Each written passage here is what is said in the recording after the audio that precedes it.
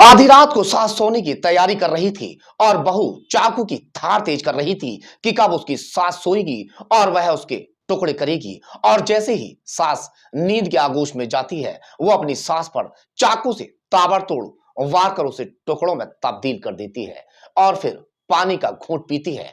पति को कैसे ठिकाना लगाया जाए, इसकी प्लानिंग बनाने में लग जाती है। पहले सास के लिए आंसू बहाए, सास को मारकर ये महिला दहाड़े मार मार कर रोने का नाटक करती है। लोगों के सामने उसकी आंखों से आंसू नहीं थम रहे थे, लेकिन कौन ये सोच सकता था कि मासूम और खूबसूरत सी दिखने वाली ये महिला अपनी सास और पति की कातिल है, उन्हें मौत के घाट उतार चुकी है। जो अपनी सास और पति के लिए आंसू बहा रही थी, वही महिला उनके टुकड़े टुकड़े कर चुकी थी। असम की वंदना कलिता की कहानी इतनी डरावनी है कि सुनकर रूह कांप जाए। वंदना ने अपने एक प्रेमी धनता डेका और एक अन्य साथी अरुण डेका के साथ मिलकर एक खौफनाक साजिश रची। ये साजिश थी पति और सास को हमेशा हमेशा के लिए रास्ते से हटाने की। इस साजिश के तहत सबसे पहले वह अपनी सास के टुकड़े करना चाहती थी और ये काम वो खुद अपने हाथ से करना चाहती थी। अपनी सास के काफी करीब थी, दोनों के बीच अच्छे रिश्ते भी थे। उस दिन इनके चांदमारी वाले फ्लैट में वंदना अपनी सास के साथ अकेली थी। बस मौका देखकर इसने अपनी बूढ़ी सास का तकिए से पहले गला दबाया और फिर 62 साल की शंकरी देवी की तुरंत जैसे ही जान चली जाती है, इसके बाद इस खतरनाक महिला ने अपने दोनों साथियों को फ्लैट पर बुलाया। इन तीनों ने मिलकर शंकरी देवी की लाश को 3 हिस्सों में काट डाला और फिर उसे पॉलिथीन में भरकर फ्रिज में रख दिया।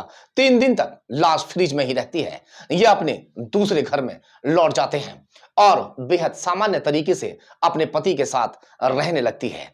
3 दिन के बाद ये अपने कथित प्रेमी और उसके दोस्त के साथ मिलकर उस फ्लैट में पहुंचती है और लाश के टुकड़ों को फ्रिज से निकालती है और ये तीनों कार में लाश को लेकर मेघालय निकल जाते हैं।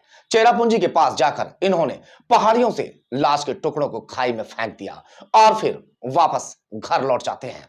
यह हैवान औरत सास को ठिकाने लगा चुकी थी। अब इसके रास्ते का कांटा था इसका पति अमर ज्योति। सोचिए, इस महिला ने करीब 12 साल पहले अपने पति से लव मैरिज की थी और वो भी दोनों परिवारों की मर्जी के खिलाफ जाकर, और अब ये उसे ही अपने रास्ते से हटाना चाहती थी। पति को रास्ते से हटाने के लिए इसने चुना 17 अगस्त 2022 का दिन। इससे पहले ही अपने घर में अपने दोनों साथियों को बुला लेती है। उसके बाद लोहे की रॉड से अपने पति के सिर पर जोरदार वार करती है। इन तीनों ने तब तक उसे मारा जब तक कि उसकी मौत नहीं हो जाती। उसके बाद शंकरी डे की तरह ही इन्होंने अमर ज्योति की डेड बॉडी को भी टुकड़ों में तब्दील कर दिया, उसे काट डाला। इस बार उन्होंने लाश के 5 ही टुकड़े किए, उसी तरह फ्रिज में रखकर लाश को जमाया और फिर उसे भी मेघालय की पहाड़ियों में ले जाकर खाई में फेंक दिया। वंदना का काम हो चुका था, पति और सास को वो ठिकाने लगा चुकी थी। अब बाकी था दुनिया के सामने दुखी होने का नाटक करना। 29 अगस्त को बेहद दुखी हालत में वंदना कलिता थाने पहुंचती है। इसने अपनी सास और पति के लापता होने की रिपोर्ट पुलिस में दर्ज करवाई। वंदना को लगा था कि शायद अब कोई उसका कुछ नहीं बिगाड़ पाएगा, लेकिन इसी बीच अमर ज्योति के चचेरे भाई ने भी एक रिपोर्ट दर्ज करवाई। इस रिपोर्ट में उसने अपने भाई और आंटी के गायब होने के पीछे वंदना के हाथ होने की शंका जताई। इसके बाद पुलिस ने इस केस की जांच शुरू की। पुलिस को वंदना पर पहले ही शक हो चुका था। जब उन्हें पता चलता है कि वंदना ने अपनी सास के अकाउंट से काफी पैसे निकाले हैं, पुलिस लगातार सबूत जुटाने में लग जाती है और वंदना ये सोच रही थी कि उसकी इस हैवानियत का कभी किसी को कुछ पता नहीं चल पाएगा। 19 फरवरी के दिन आखिरकार पुलिस वंदना की सास की लाश के कुछ टुकड़े ढूंढ लेती है। पुलिस ने वंदना और दोनों साथियों को गिरफ्तार भी कर लिया और उनसे भी पूछताछ की गई। पुलिस कस्टडी में तीनों ने सच उगल दिया। तीनों आरोपियों को उसी जगह पर ले जाया गया जहां उन्होंने लाश के टुकड़ों को फेंका था।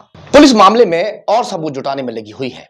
अब तक इस मामले में कई बात पूरी तरह से साफ नहीं हो पाई। वंदना भी लगातार अपने बयान बदल रही है।